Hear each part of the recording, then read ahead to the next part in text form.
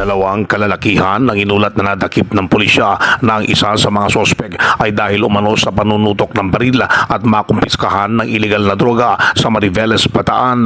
Habang ang isa namang sospek ay naaktuhan umanong nagbenta ng baril sa isang undercover police sa bayan ng Orion, Bataan. Unang nadakip ng mga otoridad ang sospek na si alias Boyong nasa wastong gulang na itinawag na isang concerned citizen dahil umano sa panunutok ng baril. Agad nirespondihan ng mga pulis ang tawag kung saan inabutan at nasukol ang sospek na palakad-lakad umano na may sukbit na baril sa baywang na nakumpiskahan pa ng iligal na droga. Habang arestado naman ang isang suspected gun runner matapos maaktuhang nagbento umano ng isang baril sa undercover police sa ikinasang bypass operation sa Barangay General Lim, Orion, Bataan. Nakumpiska sa sospek ay isang kalibre 38 na baril at mga bala nito at ang marked money na ginamit sa bypass. Nakaharap na ang mga sospek sa illegal possession of firearms and ammunitions at dangerous drug law. Ang balitang ito ay hatid sa inyo ng DTX 500, ang kasangga sa iba't ibang uri ng sakit. Uminom ng DTX 500, the super antioxidant capsule. Ito si K5 Roel Tarayaw para sa Kampiyon na Balita, Serbisyo Publiko at Kasiyahan sa Olongapo at Bataan,